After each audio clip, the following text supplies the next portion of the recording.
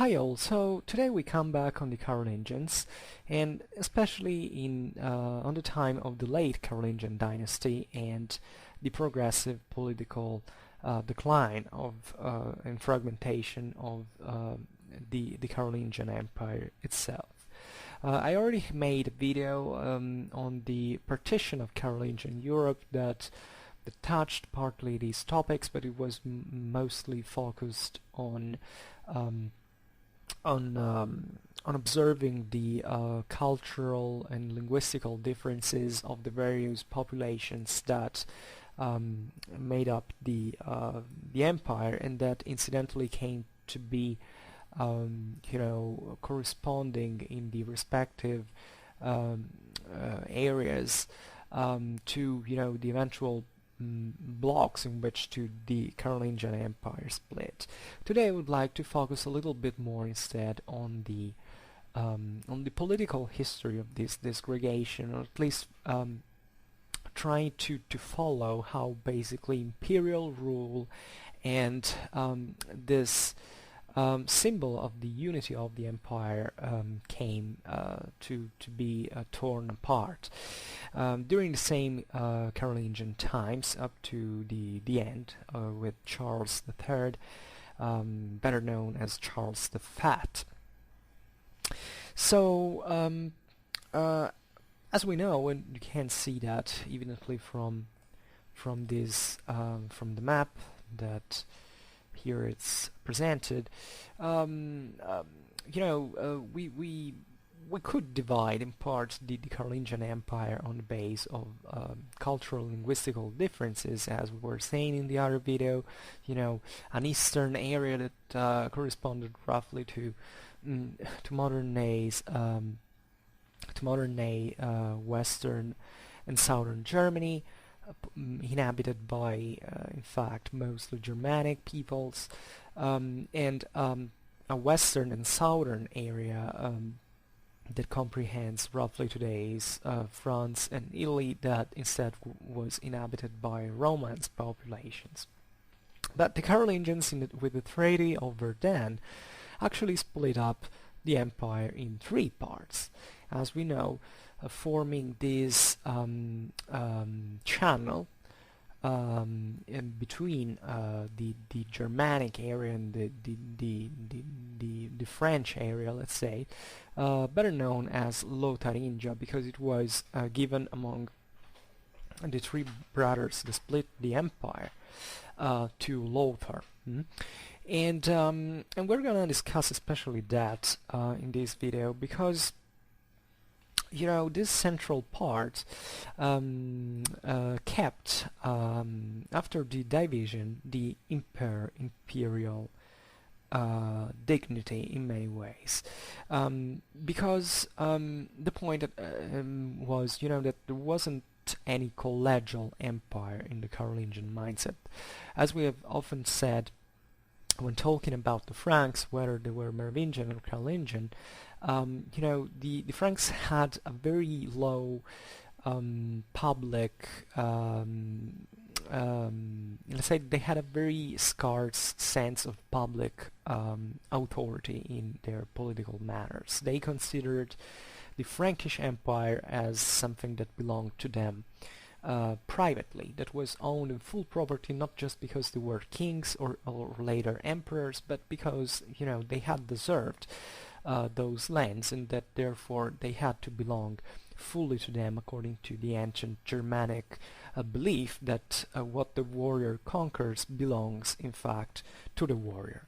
But here, at least in the in the mid of the 9th century, about which we are talking, the idea of the imperial of the imperial authority, sanctioned by the way by the relations with the Pope, who had crowned the dynasty, etc., was too seducing to be abandoned and to even be conceived in collegial terms. After all, the ancient Romans had split the empire at a certain point by having a collegial, concept of the empire, in the sense that there was a Western emperor and an Eastern emperor. Instead, the Franks, and this is interesting in this perspective, kept the centrality of of the imperial rule in the hands only of one man, who was Lothar, in fact. And this shows, and which is quite interesting, the persistent will for unity that this empire, though it was really starting to crumble, seemingly wanted to retain for itself, because it was obviously a matter of prestige. It would be interesting to think also how the Franks conceived themselves in relation with Constantinople. The unity of their empire was a very important point to stress in order to prove their newly acquired Roman imperial authority. And as we have said also in the other video, Lotharingia owned, which was a very apparently irrational division, because as we have seen, it encompassed areas that were quite different from each other. If you look at here the area of Frisia and the areas comprehended between today France and Germany, and then Burgundy, and then central and northern Italy. I mean, they didn't have such a very strong compactness as territories. As we will be seeing, they wouldn't hold for much. But there was a very important symbolism into this, because Lotharingia was created in a way that it could keep imperial rule ideologically through the existence within its borders of the two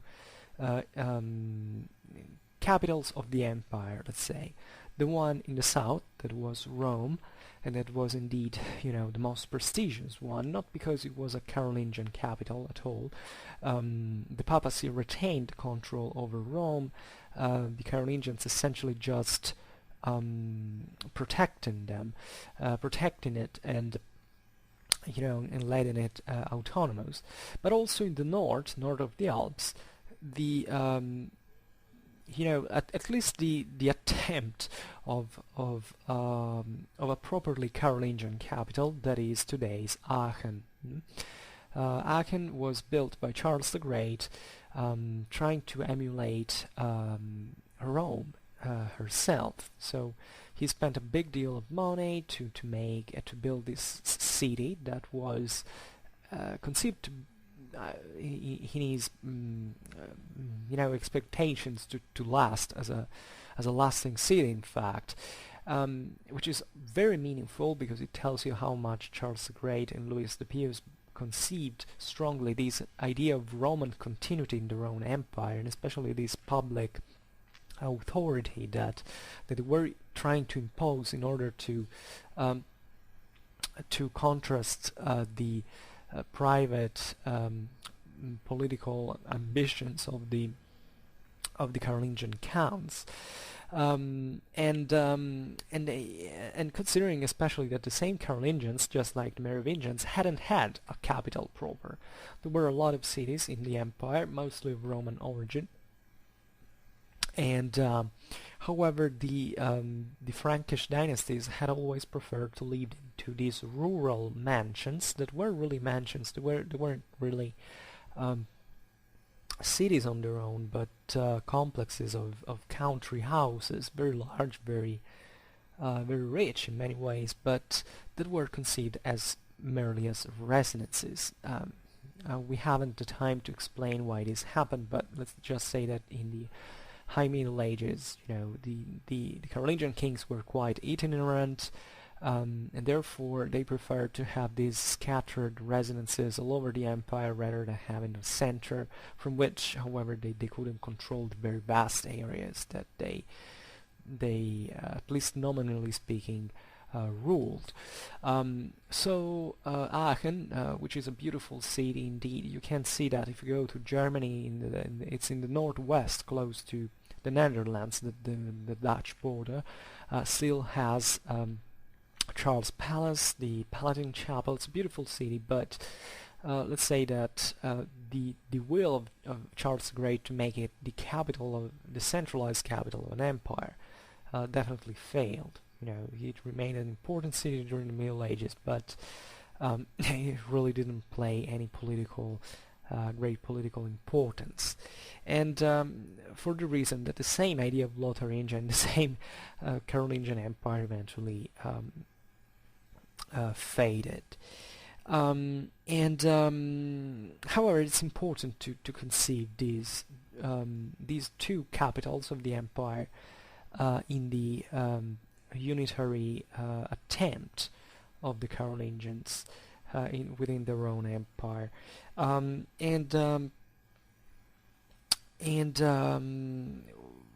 however, as we were saying, this irrational territorial asset of Lotharingia would soon fade. At the death of Lothar the First emperor, Carolingian emperor, in 855, his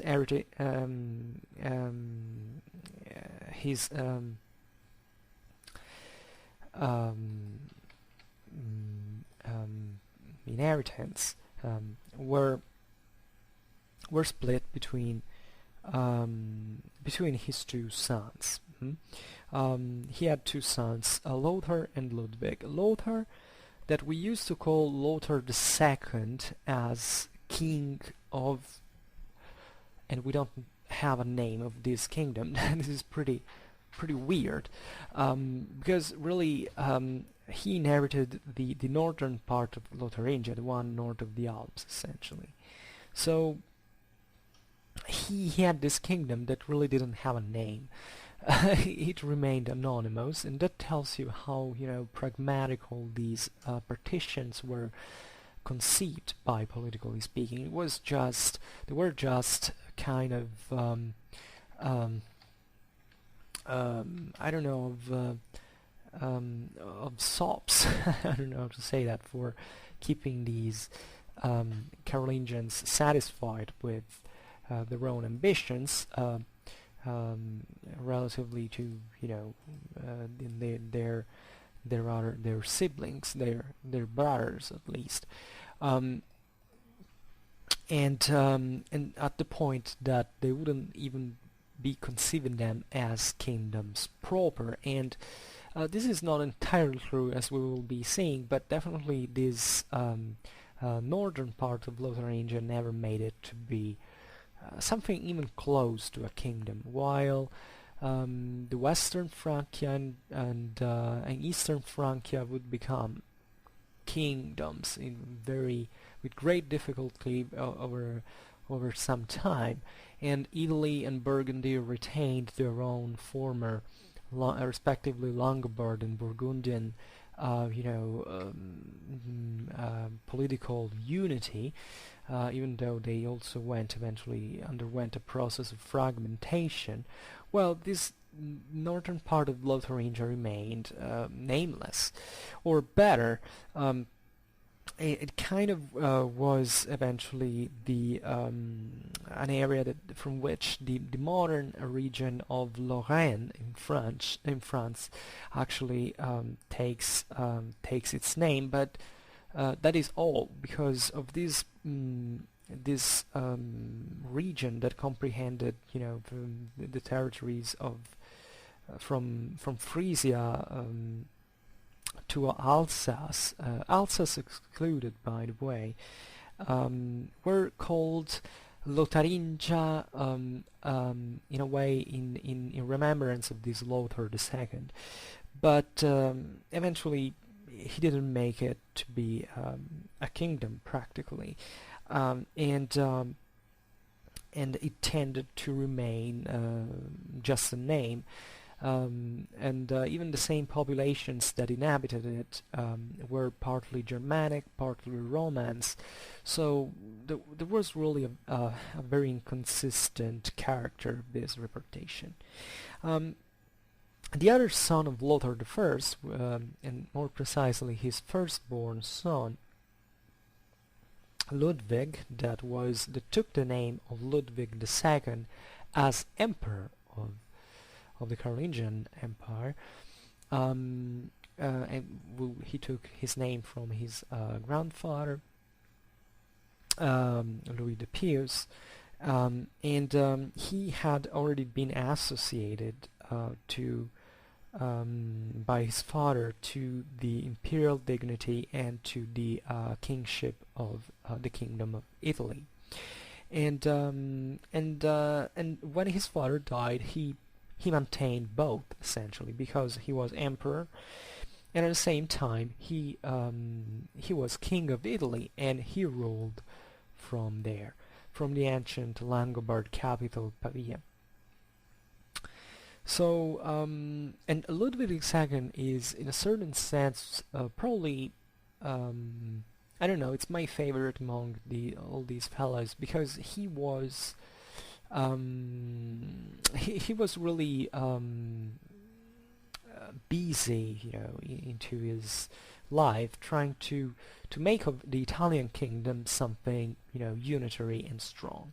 While Eastern and Western Francia were progressively and in partly already tearing apart by themselves, or at least they were divided, and they gave some troubles to many, and there was a sort of Germanic idea of politics from where it was the local nobility that they elected and supported actively the royal policies. Italy was a very different kingdom from all the others, because Italy had, traditionally speaking, under the Longobards, a very strong and centralized public administration. So it was a place that,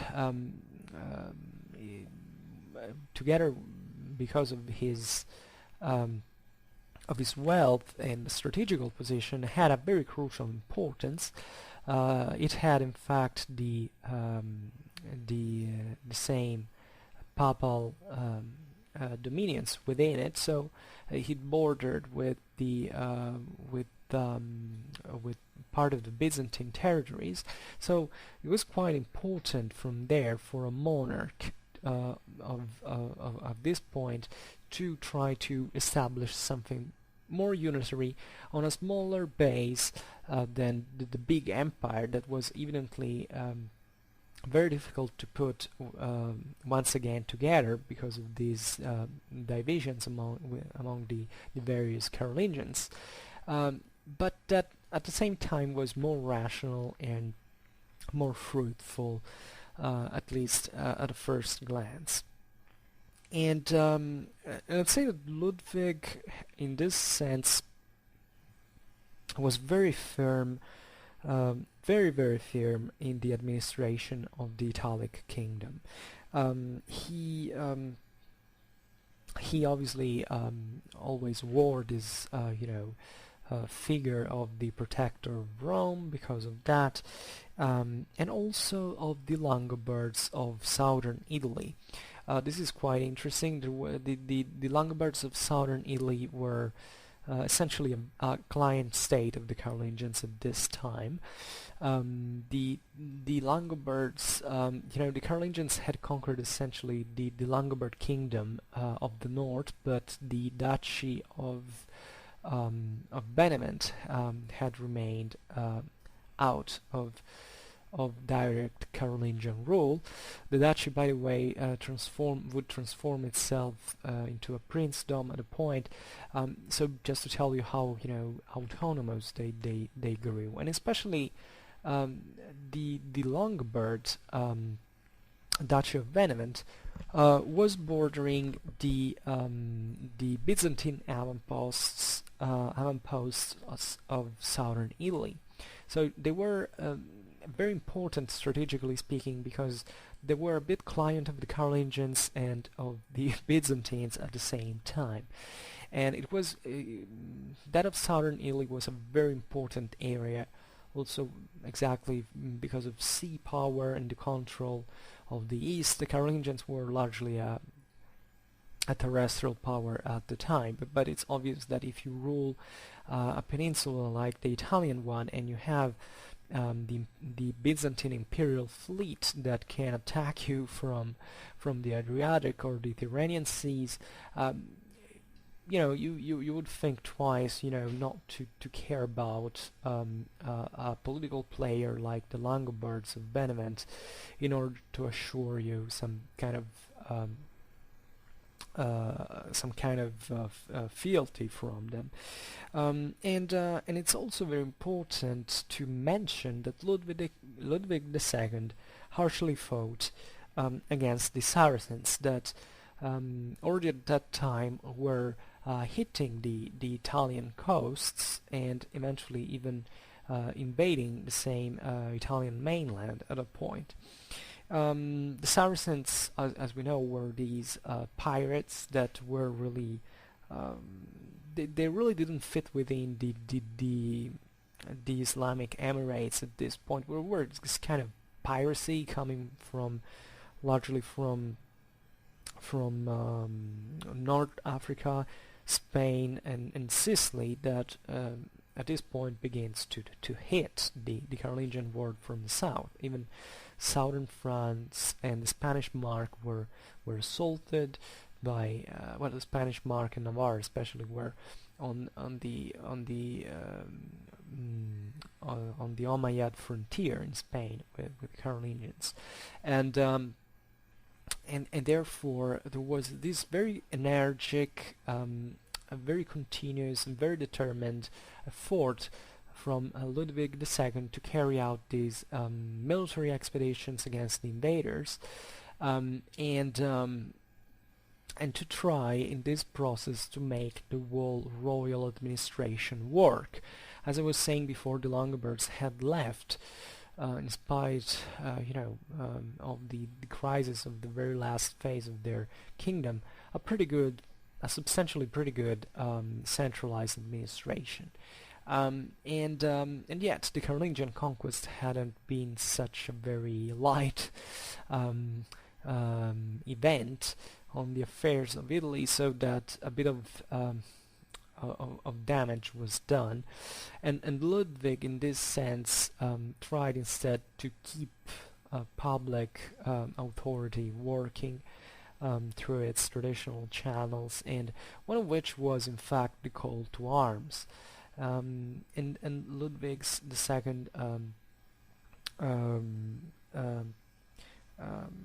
campaigns in central and southern Italy are very interesting, even from a strictly military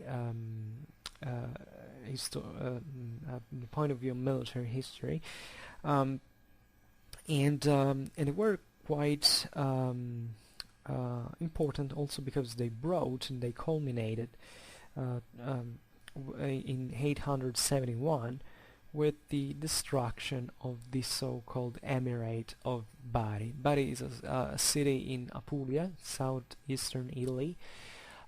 It's a place where the Saracens had kicked out the I don't remember whether were the Byzantines or the Longobards of Benevent there, but it's where Bari was renownedly a very Greek-influenced city on the coast, and the Saracens had built an emirate there, and that was conceived as that was part of the Duchy of Benevent, geographically speaking. So even the intervention in this land makes you understand how close Ludwig came the southern Longobards to be integrated within the Carolingian sphere of influence, and how important it was to carry out such military operations there. And When we think, however, about the repercussions of Lotharingia, we should always remember also another little entity that was in the middle of the one split between Lothar II and Ludwig II. That was the one of the basin of the Rhone river in southern France, in Burgundy, essentially. And this would be given to a third son of Lothar I, whose name was Charles. You know, they tried to keep a pretty substantial homogeneity in their names, and this area would be given to this third brother, but it is that it was eventually split between Lothar II and Ludwig II. The events that occur after this repartition are pretty strange, if you want, because there is a last moment in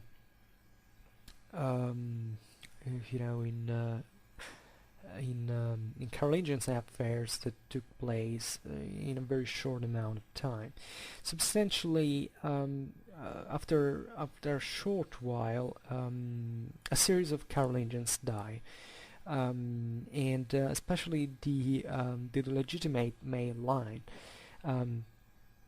and you see that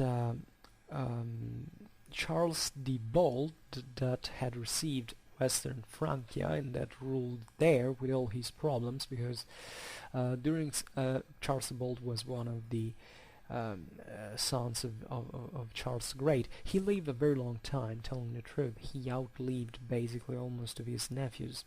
In the Western Frankish kingdom, so today's France roughly, was already showing, in spite of a relatively easy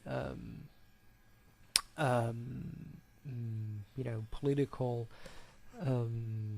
passage between the older Carolingians and Charles the Bold, a progress of disgregation that is the one that will lead France, essentially before the Capetian dynasty, to be this extremely weak kingdom that could also not be born as France eventually, and Charles was essentially struggling in France at this time, and he had already enough problems at home to bother his nephews in Italy or in Germany. But at a certain point, even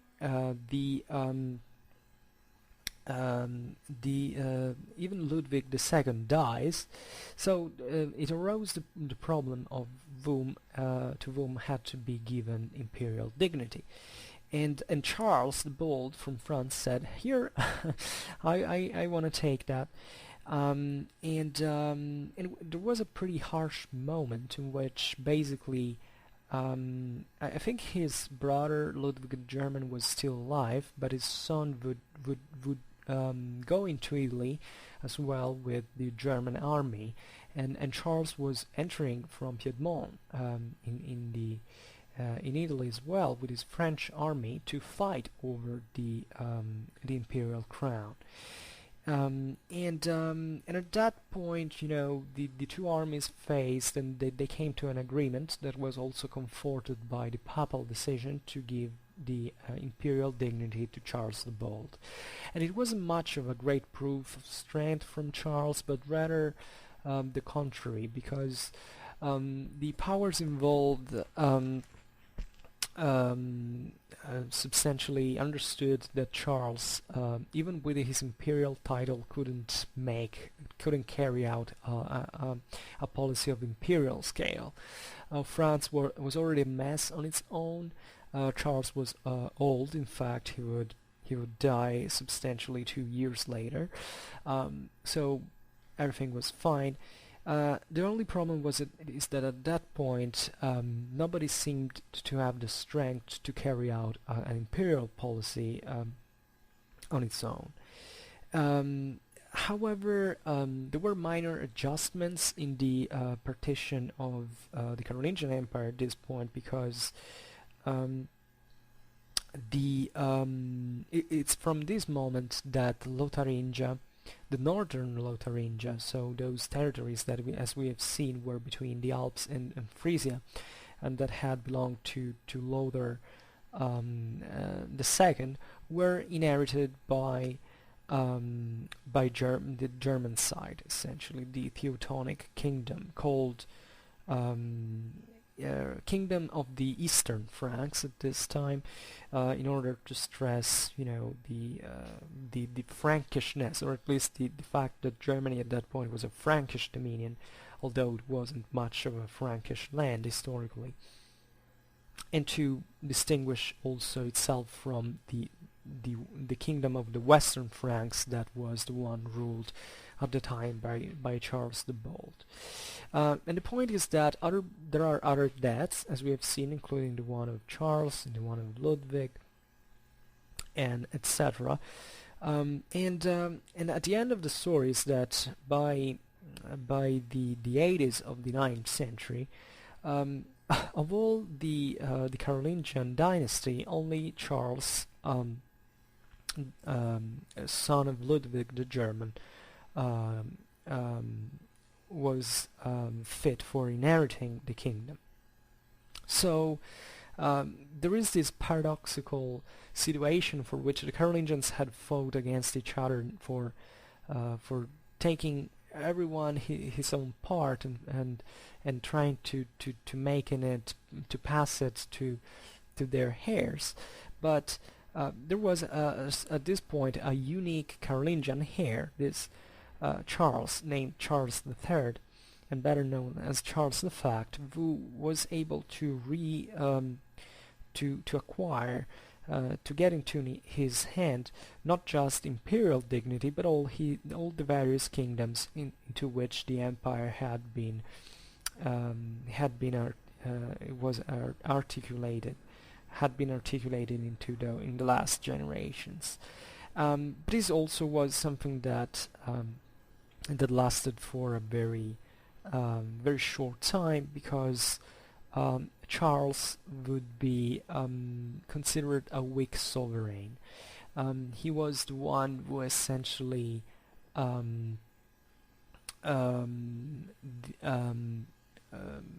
that paid. At this time, consider that the Carolingian Empire is under attack from the Vikings. At a certain point, Paris is under attack, so Charles has a very few power, but he's not a stupid man, and he decides to pay the Vikings to leave Paris. This is what they do. They take the Carolingian gold and they leave.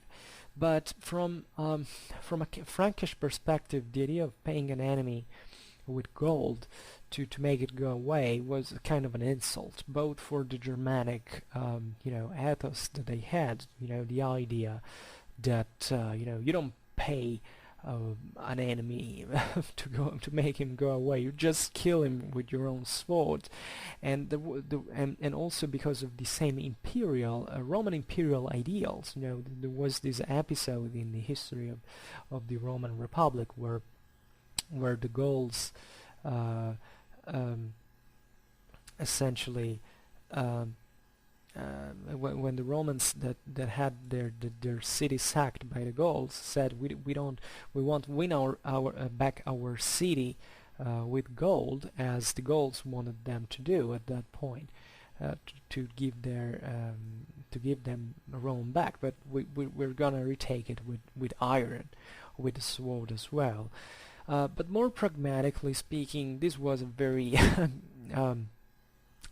good excuse, politically speaking, to retake, political, let's say, to weaken Charles and to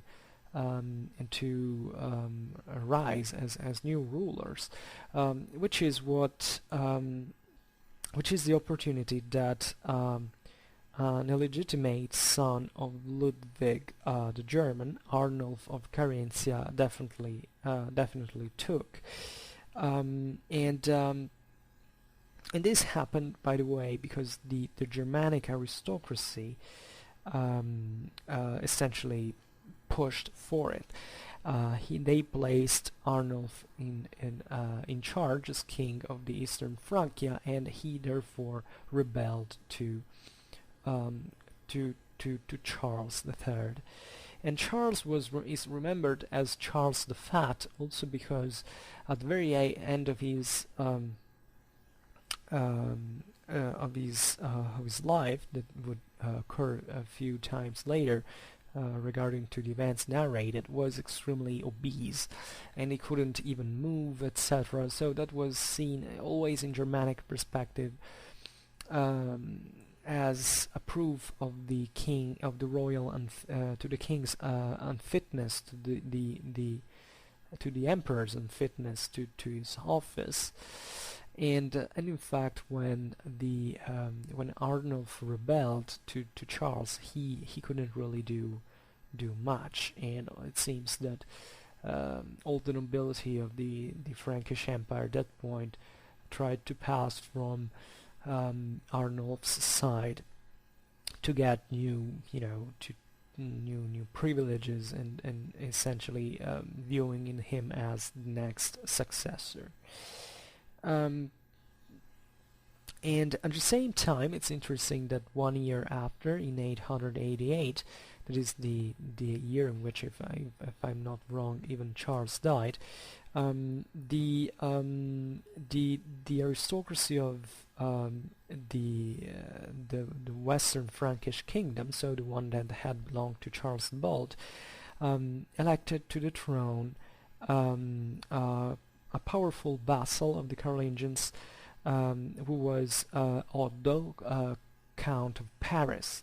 From the Counts of Paris, eventually even the Capetians would inherit, therefore, the royal power in Western Francia, and re-establishing eventually the royal power within the kingdom itself.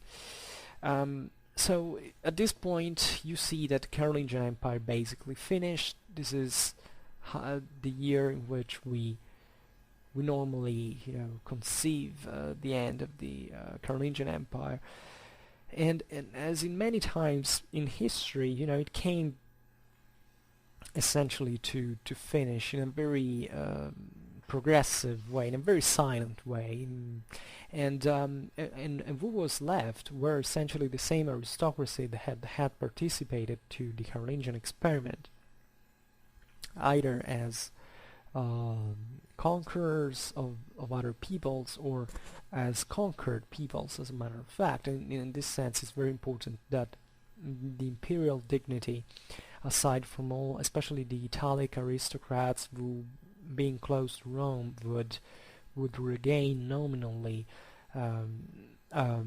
for their own, the true renewal of the empire would start from Saxony. That was, the Saxons had been the fiercest enemies of the Carolingians for many years, and eventually they were paradoxically the ones who inherited the Frankish imperial grandeur.